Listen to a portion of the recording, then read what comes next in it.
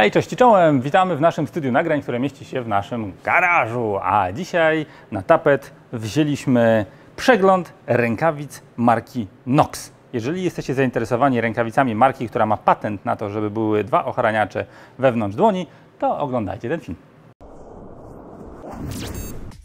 Marka Nox od dawien dawna słynie z tego, że zajmuje się produkcją ochraniaczy, a tak naprawdę specjalizuje się w tym, żeby motocyklista był jak najbardziej chroniony. Robią ochraniacze barków, łokci, pleców, cuda na kiju, jakieś tam hard shorty dla tam offroadowców, rowerzystów, ale mają patent na to, żeby były dwa twarde ochraniacze wewnątrz dłoni. Opatentowali to głównie ze względu na to, że w wyniku badań doszli do wniosku, że jeżeli ręka nie ślizgnie się po asfalcie, czyli jeżeli będziemy jechać i spadniemy z motocykla i dotkniemy asfaltu, według teorii, którą Nox, i zresztą ja też jestem dużym orędownikiem tej teorii, jeżeli nasza ręka zatrzyma się na asfalcie, a ciało będzie jeszcze podążało, to nastąpi podwójna dźwignia.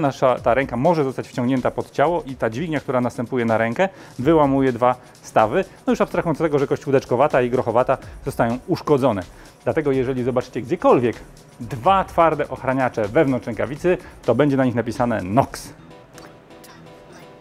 Nie podoba mi się to, jest niesportowe zachowanie, tak jakby ktoś sobie opatentował pasy. Wiecie, że tam była akcja z Volvo, ale oni zachowali się bardzo ładnie. No ale jest jak jest, ale dzięki temu marka Nox ma bardzo duży poligon, ponieważ ma dużo hajsu i robią bardzo ciekawe rzeczy, o których zaraz Wam powiem. Pierwsza rękawica, którą tu widzicie, to jest rękawica, która nazywa się Action Pro. Po polsku Action Pro. Ona jest skonstruowana w taki sposób, żeby była bardzo przyjazna środowisku. Wszystkie materiały, które zostały tu wykorzystane, są pro-eko i nie ekonomiczne, tylko ekologiczne. To, co udaje skórę, to jest Clarino, a to, co udaje materiał, to jest materiał skonstruowany, wyprodukowany z roślin. Więc jeżeli jesteście ekologicznym riderem, a my czasami mamy takie pytania, czy są jakieś produkty, które nie są pochodzenia zwierzęcego, bo chcemy być bardziej ekologiczni, to tak, ta rękawica od Noxa robi robotę. To, na co warto zwrócić uwagę, kiedy będziemy oglądać rękawice, a będziemy ich oglądać dzisiaj całkiem sporo, to jaka jest jej konstrukcja. Ważne jest, żeby wewnętrznie, to jest przód rękawicy i żeby przód rękawicy, a to jest tył rękawicy, tył rękawicy, żebyście mieli świadomość, że ta część musi wytrzymywać więcej niż ta. I żeby rękawica była certyfikowana, nie musi mieć twardego ochraniacza, ale akurat w przypadku Noxa wszystkie rękawice mają ten twardy ochraniacz. Te w ogóle nie są potrzebne, ale całe szczęście Nox we wszystkich je stosuje. Monolityczna struktura wewnętrzna gwarantuje, że to się nie rozejdzie na szwach. A co mam na myśli? Mam na myśli to, że jak będziemy szurać, a instynkt samozachowawczy mówi, że zawsze będziemy dążyć do tego, żeby dotknąć ziemi najpierw rękami. Niezależnie od tego, czy jedziemy rowerem, skuterem, elektryczną hulajnogą, czy nawet jak się przewrócimy biegnąc, to prawdopodobnie odruch bezwarunkowy spowoduje, że nasze rączki polecą do przodu, a monolityczna struktura rękawicy spowoduje, że nie będzie miała ona słabych punktów. Kolejną ważną rzeczą dla motocyklisty, takiego jak ja, są palce dotykalce. Są trzy, którymi możemy sterować ekranami dotykowymi. I tu rada konsumencka, jeżeli macie naklejkę na szybie swojego ekranu telefonu, czy tam na ekranie, to może się okazać, że nie wszystkie rękawice i nie wszystkie palce dotykalce będą z nią współpracować. Dlatego ważne jest to, żebyście kupując rękawice i licząc na to, że one będą działać, zweryfikowali to ze swoim telefonem. Kolejna ważna konstrukcyjna sprawa, zapraszam Małgosię z kamerą, są zakończenia palców. Jak będziemy obserwować różne rękawice dzisiaj, to zobaczymy, że większość będzie miała takie zakończenia, a jak zobaczycie swoje rękawice w domu, to być może one będą miały takie zakończenia.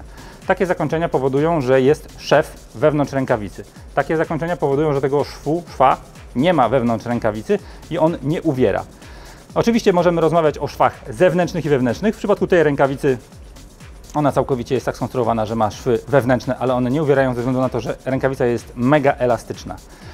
Założę teraz drugą, żeby Wam pokazać jeszcze jedną ważną rzecz, a to tylko słowem wstępu. Znacie mnie nie od dziś, wiecie, że mówić mogę w nieskończoność, więc i tak wytniemy pewnie z tego filmu na tyle dużo, żeby on stał się czytelny. Jak mierzyć rękawiczkę? Jak sprawdzić, czy rękawiczka jest dobra? Nie zamykamy pięści, to nie jest rękawica bokserska, nie jest do MMA, ani do żadnych innych akcji związanych z wyjaśnianiem kwestii od ręki. Ten ochraniacz jest tak zbudowany, że przetnie Wam skórę. Jeżeli już macie coś robić, to róbcie to bakwistem. On jest tak zbudowany, że chroni zewnętrzną stronę śródręcza. Ok? I ona jest tak uszyta, ta wewnętrzna strona rękawicy jest krótsza, czyli ten przód rękawicy jest krótszy niż zewnętrzna. Ona jest tak już uszyta, jakby coś trzymała w ręku. I to jest różnica pomiędzy rękawicą motocyklową a każdą inną, znaczy taką casualową. No i chwytamy sobie maneteczkę i to, co musimy zweryfikować, to jest to, czy sięgając do klamki i zaciskając klamkę, szwy na końcach palców nam się nie wbijają pod paznokcie ani nigdzie indziej. Jeżeli zwróćcie uwagę, że bardzo mocno będzie się wytracał dystans pomiędzy kciukiem a palcem wskazującym przez właśnie trzymanie manetki. Niezależnie od tego, czy trzymacie chwytem śrubokrętowym, czy trzymacie takim chwytem turystycznym, standardowym, ważne, żebyście sięgnęli do motocykla. W przypadku tych ochraniaczy też ważne, żebyście zwrócili uwagę, czy one nie kolidują z konstrukcją waszej ręki lub konstrukcją waszego motocykla, bo to też będzie element, który się nie rozciągnie i to nie ustąpi. Jeżeli jakieś szwy piją, czyli jest problem z piciem, to one się nie rozciągną, choćby sprzedawca się zarzekał. Szwy się nie rozciągają. Więc rękawica w dniu zakupu musi być super komfortowa, bo jedyne, co się zmieni w rękawicy z czasem, to rozciągną się te elementy, gdzie są duże panele bez szwów, czyli właśnie śródręcze na szerokość. Palce składają się z tylu szwów, że tutaj się nie ma za bardzo co rozciągać. Chyba że w założeniu rękawica, tak jak ta, jest całkowicie elastyczna. Więc możemy spokojnie przejść do rękawicy następnej. Drugą rękawicą od Noxa, którą dzisiaj dla Was mamy do zaprezentowania, jest rękawica, która nazywa się Urban Pro.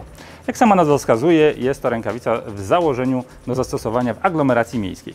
Ale pierwsza rzecz, która od razu rzuci Wam się w oczy, to jest niestandardowy system zamykania jej w nadgarstku. Bardzo ciekawy, przemyślany system, który pozwala dociągnąć rękawicę zdecydowanie bardziej niż w standardowym przypadku. I tu też informacja, która może dla Was być istotna, a nie macie tej wiedzy.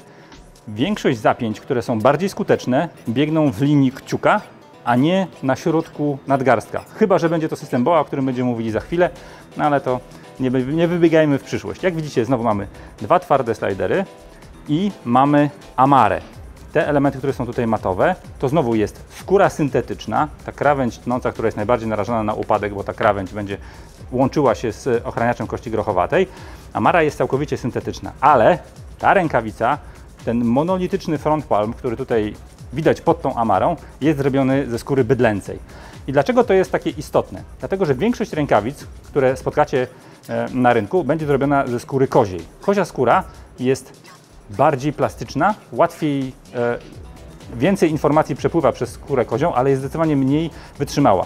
Ale jeżeli uda się zrobić tak dobre zbliżenie, że zobaczycie jaka jest powierzchnia tej skóry, bo o jakości skóry świadczą jej pory. Ona jest wręcz gładka. Im będzie więcej widać porów, tym skóra będzie mniej komfortowa, chyba że jest bardzo cienka, ale to wtedy będzie to duży kompromis względem jej bezpieczeństwa. W sensie trwałości. Palec dotykalec jest na kciuku i na palcu wskazującym, nie ma tego trzeciego palca, dotykalca, ale na zewnątrz naszym oczom ukazuje się mesh, czyli jest to rękawica, która będzie dawała bardzo duży przepływ świeżego lub nieświeżego powietrza, zależnie od sytuacji, w której jesteście, i wszystkie zakończenia palców są tak skonstruowane, żeby tych szwów nie było w środku, wewnątrz. I tu pojawia się jeszcze jeden element, który będzie też pojawiał się we wszystkich innych rękawicach, które zobaczycie, tak zwany floating knuckle, czyli mamy pływający ochraniacz tych kostek. Tutaj nie ma zszycia, ten ochraniacz zawsze podróżuje razem z naszymi rękami i dzięki wykorzystaniu elastomerów, czyli dokładnie tego samego ochraniacza, który jest stosowany w przypadku ochraniacza barków, łokci czy pleców przez markę Nox, ten ochraniacz jest dodatkowo super miękki i super wygodny. Właściwie nie mam świadomości posiadania tego ochraniacza. Znowu, nie każdy umie z niego skorzystać. Jeżeli jesteście mistrzem judo i potraficie upaść tak, że podnosicie ręce do góry, chroniąc głowę, to jest dla Was ochraniacz. Dla wszystkich innych na tej planecie te ochraniacze będą zdecydowanie bardziej wartościowe. Więc szukając rękawic, generalnie moim zdaniem powinniście przede wszystkim szukać tych ochraniaczy. I to, czego nie powiedziałem, a warto na to zwrócić uwagę, to certyfikacja rękawicy. Wszystkie rękawice, które dzisiaj zobaczycie, mają certyfikację KP1. No i szybka rewizja dla tych, którzy nie oglądają naszych filmów. Oczywiście mamy film o tych certyfikatach, ale certyfikat KP1 oznacza, że jest twardy ochraniacz QuickTi, czyli KP, Knuckle Protection, i jedynka oznacza poziom certyfikacji. Jest 5 testów, których musi sprostać rękawica. Jest rozerwanie, szarpanie, rozcięcie, zerwanie z ręki. I jeżeli którykolwiek z tych testów zostanie na poziomie pierwszym, to automatycznie cały certyfikat rękawicy jest na poziomie pierwszym. I tutaj jest to pierwsza wada rękawic Knoxa, że nie mają na tyle ambicji, żeby zacertyfikować rękawice, nawet swoje najmocniejsze, które tu w kufrze leżą i zaraz będę je wyciągał, znaczy pod koniec filmu je zobaczycie, też mają certyfikat KP1. Jadę dalej. Orsa. Orsa to jest taka rękawica w panteonie rękawic Knoxa, która słynie z tego, że sprzedaje się najlepiej. Nie sposób tutaj nie zrozumieć tego fenomenu, ponieważ jest to krótka rękawica, która ma system BOA, który jest bardzo fancy, ludzie go lubią i jest taki bardzo futurystyczny. Jest to system, który zamyka nadgarstek za pośrednictwem obrotowego zamknięcia, które ciągnie dwie linki. Ale posłuchajcie, Orsa Mark III wygląda tak, jest cała z skóry, ale mamy Orsę, przepraszam, tak, Mark IV. I Orsa Mark IV jest o tyle fenomenalna, że jak z reguły jak coś jest kolejną, jak to ładnie powiedzieć, kolejnym modelem, następcą, to zawsze staje się coś lepszego. Tutaj mamy krój identyczny, ale za to mamy rękawicę, która jest zdecydowanie bardziej przewiewna. Gdybyśmy zobaczyli sobie je tak obok siebie, to mamy skórzaną rękawicę, która no na pewno nie będzie tak dobrze wentylować jak materiał. Natomiast z punktu widzenia certyfikacji jest to ten sam poziom bezpieczeństwa, więc nie ma się co zastanawiać, jeżeli chodzi o jej dostosowanie. W środku widzimy, że ta konstrukcja jest bliźniacza i te elementy, które są tu pokryte silikonem, one bardzo dobrze trzymają za manetkę i jeżeli jesteście miłośnikiem takiej jazdy, która pozwala otwierać dłonie, to też szukajcie rękawic, która będzie miała te silikonowe printy. One, jeżeli są dobrze nałożone, nie będą się odklejać, natomiast no, marka Knox słynie z tego, że robi rzeczy raczej lepiej niż gorzej. Jestem przekonany, że próbę czasu te rękawice zniosą znakomicie. Ale znowu mamy rękawicę, która może się spodobać ludziom, którzy lubią ekologię, ponieważ tu mamy Amare i Clarino. Amara i Clarino to są dwa rodzaje skóry syntetycznej, czyli całkowicie pozbawione są one ofiar w zwierzętach. Więc to, co jest pod sprintem silikonowym, jest z Clarino, a cała rękawica jest z Amary. System BOA, jak widzicie, działa bardzo skutecznie. Tą rękawicę można zacisnąć na nadgarstku bardzo, bardzo mocno. Znowu mamy floating knuckle i to dopasowanie rękawicy jest na naprawdę znakomitym poziomie. Też ostrzeżenie i uwaga dla wszystkich, rada konsumencka kolejna. Nie wszystkie rękawice pasują na wszystkie dłonie. Ważne, żebyście znaleźli producenta lub model rękawicy, który będzie najlepiej leżał na Waszych rękach, ponieważ nie da się zrobić rękawicy, która z punktu widzenia antropologii będzie leżała na wszystkich ludziach tak samo, ponieważ kask jest dobrać łatwiej niż rękawiczkę, bo antropologia mówi, że więcej różnic jest w naszej dłoni niż w odbiciu naszej twarzy lub nawet obrysie naszej głowy. Jeżeli chodzi o orsę skórzaną, no to owszem, ja osobiście też lubię rękawice skórzane z tego względu, że one z reguły wytrzymują próbę czasu lepiej i dają takie poczucie nieśmiertelności dla dłoni, w sensie są bardziej pancerne, ale wszystko zależy od Was. W Orsie trzeciej aż 88% rękawicy jest wykonane ze skóry bydlęcej. I podkreślam to po raz kolejny, ponieważ żyjemy w świecie, w którym większość rękawic robi się ze skóry z kozy, która mniej wytrzymuje. Natomiast jeżeli często zużywacie rękawice albo planujecie małżeństwo z rękawicami na dłużej, to wybierajcie rękawice, które są zrobione ze skóry bydlęcej. Ona jest grubsza, ale jest zdecydowanie bardziej wytrzymała. Tak wielokrotnie bym powiedział. Następny punkt programu.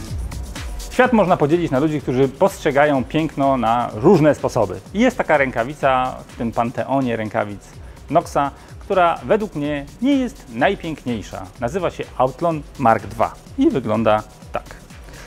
Outlon Mark II jest rękawicą, która rzeczywiście jest inna niż rękawice, które do tej pory oglądaliśmy. Przede wszystkim ma konstrukcję tej krawędzi tnącej zabezpieczającą zarówno mały palec, kość grochowatą, jak i głowę kości łokciowej. I to tak naprawdę srogo. To jest rękawica, która jak do tej pory z tych, które oglądałem i Wy oglądacie razem ze mną, jest najbardziej pancerna. Ma we floating knuckle również twardy protektor i małe takie sliderki, one właściwie ciężko je nazwać sliderkami, ale takie dodatkowe małe ochraniacze na palcach. To, co ją wyróżnia, to design. Ona jest po prostu inna, ale żeby odkryć jej inność, to trzeba przeczytać jej metkę. To jest jedyna rękawica z tych, które tutaj były, która jest robiona w Pakistanie, a nie w Chinach. I teraz uwaga, dlaczego to jest ważne. Z punktu widzenia produkcji, Pakistan no, jest krajem, który ma trochę inną kulturę i troszeczkę inaczej panowie podchodzą do tworzenia, że tak powiem. I oni rzeczywiście tą rękawicę stworzyli w zdziepko inny sposób. Mamy kozę.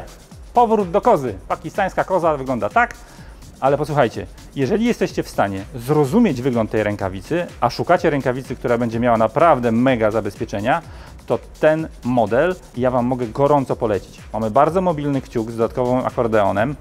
Wszystkie palce, jak widzicie, te akordeony również mają. Mamy floating knuckle, mamy dużo twardych ochraniaczy, które będą się ślizgać po asfalcie w momencie, kiedy będziemy tego potrzebować. Plus do tego mamy nie print, ale mamy skórę, która ma na sobie, to się nazywa emboss. To takie ma wytłoczenia, które powodują, że ten grip jest lepszy, chwyt.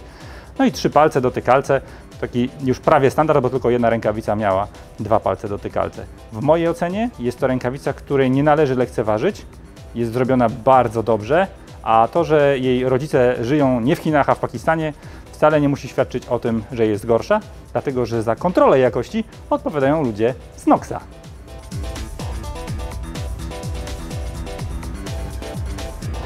Dobiegamy do kulminacji i do najfajniejszych rękawic, które mamy w tym porównaniu. Przed Wami Handroid, rękawice legenda.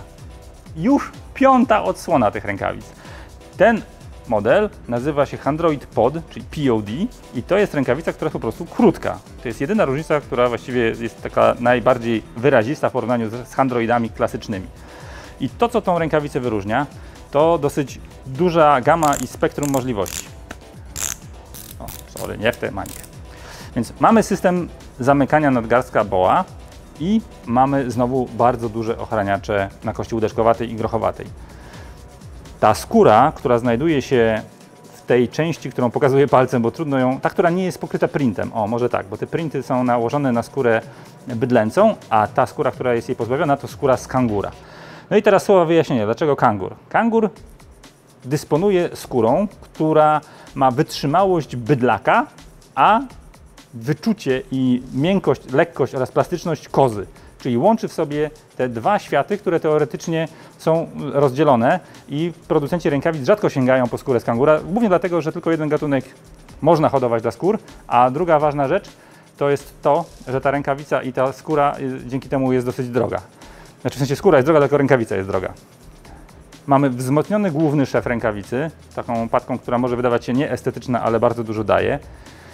Print na skórze bydlęcej utrzymuje się lepiej niż na koziej, dlatego jest go tutaj po całości, bez żalu. Mamy na floating knuckle tak ogromny protektor, jak widzicie teraz dopiero, on zasłania właściwie całe śródręcze. No i mamy te słynne handroidowe, jak to ładnie nazwać, ja bym to nazwał sliderem, bo z punktu widzenia bezpieczeństwa to jedyna szansa to jest to, że to się po prostu będzie mniej ścierało i będzie odseparowywało elementy skórzane od jakby konstrukcji rękawicy. To jest skonstruowane w taki sposób, żebyście też wiedzieli, jak to działa i dlaczego to jest takie inne niż we wszystkich innych rękawicach. Myślę, że to jest zabieg głównie stylistyczny. Z punktu widzenia bezpieczeństwa akurat wykorzystanie zewnętrznej strony rękawicy jest zarezerwowane tylko dla miłośników sztuk walki i tych, którzy potrafią się przewracać, ale w tej konstrukcji chciałbym, żebyście zwrócili jeszcze uwagę na konstrukcję szwów w palcach. Zewnętrzny szef biegnie do połowy paliczka i wewnętrzny szef od połowy. Taka konstrukcja pozwala na zwiększenie komfortu rękawicy, natomiast jak widzicie, te szwy zewnętrzne zostały zamienione na wewnętrzne. I pytanie, dlaczego? W tak fantastycznej, cudownej, wspaniałej, mocnej, drogiej rękawicy te szwy są w środku. Dlatego, że jeżeli będziemy szorować nią po asfalcie, to zewnętrzne szwy, ponieważ są zewnętrzne, ulegną destrukcji jako pierwsze. Dlatego producenci rękawic również skłaniają się ku temu, żeby zmieniać technologię i robić raczej szwy wewnętrzne. One po prostu będą wytrzymywały więcej. Jeżeli szukacie rękawicy, która jest ultrapancerna, ma egzotyczny wygląd, jest niepowtarzalna, bardzo bezpieczna, bardzo wygodna, chociaż ma certyfikat na KP1, co jest jej wadą, to taki Handroid POD może okazać się dla Was mega ciekawy, a najlepsze już przed nami. Ta-ta-da! Handroid Mark V. Mamy bardzo długie lineczki, które pozwalają na włożenie ręki przez ogromny mankiet. Mamy standardowy, rzepowy zacisk nadgarstka. Dlaczego tak jest? Dlatego, że Handroid poprzedniej generacji miał te linki przeprowadzone w taki sposób, żeby one chwytały i za nadgarstek, i za, no powiedzmy, przedramię, element, gdzie znajduje się głowa kości łokciowej. Dlaczego wrócono do takiej konstrukcji? Dlatego, że poprzedni Handroid miał duże kłopoty z testem zerwania z dłoni, dlatego, że tak długa żyłka, jak zauważycie w butach, które korzystają z systemu BOA, ATOP czy podobnej konstrukcji, która ma te żyłki, jeżeli biegnie bardzo długo i te punkty są daleko od siebie, a ciągniemy tylko za jeden element, który jest od nich daleko, to naciągamy tylko, znaczy najbardziej naciągamy żyłki, które są najbliżej kręciołka, a tych prawie w ogóle ta linka nie ciągnie. Dlatego w Handroidzie był taki dodatkowy, poprzedniej generacji, był taki puller, którym się dociągało tą żyłkę, ale większość osób z niego nie korzystało. Dlatego wrócono, i moim zdaniem bardzo słusznie, do konstrukcji ze standardowym zaciągnięciem nadgarstka. I jak widzicie, bardzo dużo kangura, zresztą tak jak było w wersji POD, ogromne ochraniacze, jeżeli chodzi o slidery kości grochowatej, łydeczkowatej, no i dochodzi nam ogromny, twardy ochraniacz głowy kości łokciowej. To jest rękawica, która, jeżeli szukamy rękawicy mega pancernej, to jest jedną z pierwszych rękawic, po którą bym sięgnął, zwłaszcza jeżeli potrafiłbym upadać na zewnętrzną stronę dłoni. Zewnętrzna strona dłoni jest chroniona w taki sposób, który jest niespotykany w rękawicach motocyklowych na aż tak dużą skalę. Jest to wręcz magiczne, jak bardzo dobrze ona jest skonstruowana. Także jeżeli macie jakieś pytania dotyczące rękawic Noxa, no to nie bójcie się ich zadawać pod filmem. Ja bym chciał jeszcze do Noxa zaapelować, bo jeżeli szukamy wad tych produktów, to tak naprawdę wady są dwie. Pierwsza, o której tutaj już parę razy wspomniałem, to jest to, że wszystkie rękawice są zacertyfikowane na pierwszym poziomie bezpieczeństwa. A druga jest taka, że żadna z tych rękawic nie ma wycieraczki. Czy to znaczy, że w Anglii nie pada deszcz? To są przecież rękawice wymyślone w kraju zwanym Anglią inaczej, i tam głównie leje. I jeżeli tam panowie nie używają wycieraczek, to na pewno robią to w jakiś inny sposób, chciałbym go poznać.